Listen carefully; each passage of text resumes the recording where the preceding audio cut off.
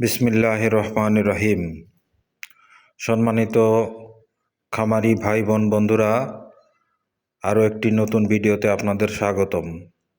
বন্ধুরা, আপনারা যারা শবে বরাত, রোজার ঈদ এবং কোরবানির ঈদকে সামনে রেখে গরু মোটা তাজাকরণ করতেছেন, তাদের জন্য জরুরি কিছু পরামর্শ।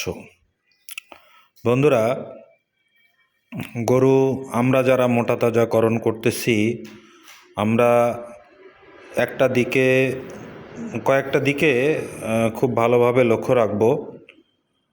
আমরা বিশেষ করে আমরা গরুকে যে খাবারগুলা খাওয়াবো, অবশ্যই খাবারগুলা প্রোটিন জাতীয় খাদ্য হতে হবে।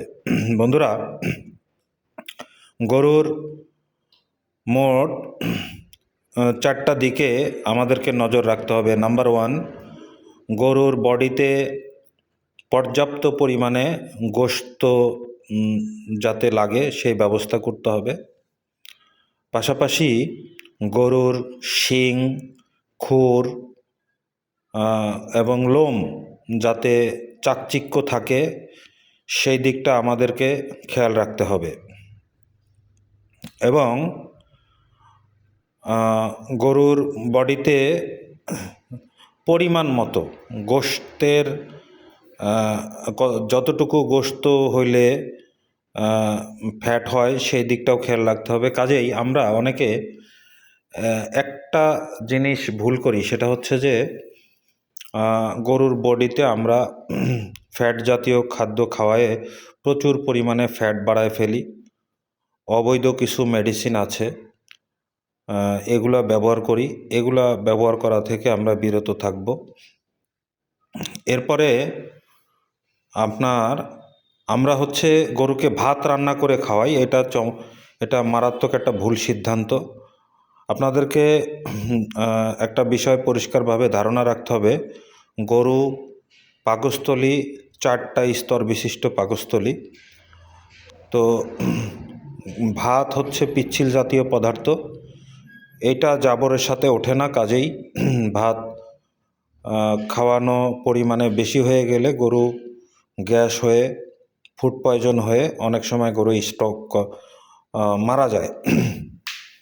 কাজেই এই ভুলটা আমরা কখনোই করব না। ভাত গরুর খাদ্য না। আল্লাহ তাআলা প্রত্যেকটা প্রাণীর খাদ্যকে আলাদা আলাদা করে দিয়েছে। আমরা যেমন ঘাস, লতা পাতা ইত্যাদি খাই না, ঠিক তেমনিভাবে গরু, ছাগল, জাবর কাটা প্রাণীর খাদ্য ঘাস, ভাত না। এটা আমাদেরকে সবার আগে মনে রাখতে হবে। তো বন্ধুরা, যে কথায় ছিলাম, গরুকে পর্যাপ্ত পরিমাণে প্রোটিন জাতীয় খাদ্য খাওয়াইতে হবে, অ্যামাইনো অ্যাসিড খাওয়াইতে হবে। অ্যামাইনো অ্যাসিড খাওয়াইলে গরুর বডিতে পর্যাপ্ত পরিমাণে গোশত লাগবে। এবং গরুর শিং, খুর, পশমকে যদি চাকচিক্য রাখতে চাই, তাহলে গরুকে ভালো মানের, উন্নত মানের জিঙ্ক পরিবেশন করতে হবে। তো এই বিষয়গুলো লক্ষ্য রাখতে হবে। ন্যাচারালি আমরা মোটা তাজাকরণ গরুগুলাকে চিটাগুড়, তারপরে আপনার ছোলা, কাঁচা ছোলা প্রতিদিন খাওয়ানোর চেষ্টা করব এবং খোল খাওয়ানোর চেষ্টা করব। খোল, এই জিনিসগুলোকে আমরা একটু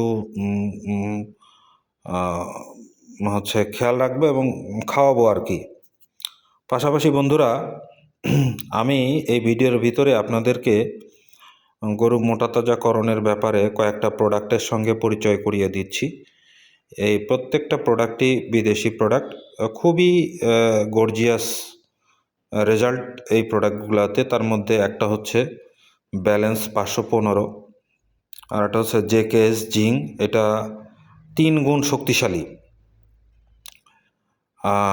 এবং টিটি প্রোডাক্টটা যদি আপনি গরুকে খাওয়ান, তাহলে গরুর মুখে অনেক রুচি থাকবে, সে অনেক ভালো খাবে, তার হজম প্রক্রিয়াটা ভালো থাকবে।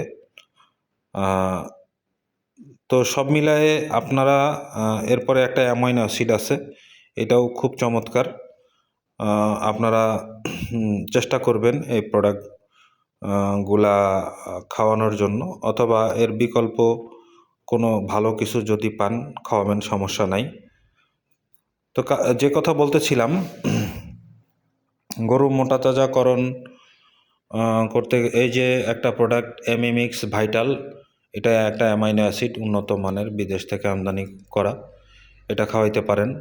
এই যে টিটি প্রোলাক, হ্যাঁ, এইটা খাওয়াইলে গরুর মুখে প্রচুর পরিমাণে রুচি আসবে এবং হজম প্রক্রিয়াটা ঠিক থাকবে, ভালো থাকবে। তো বন্ধুরা,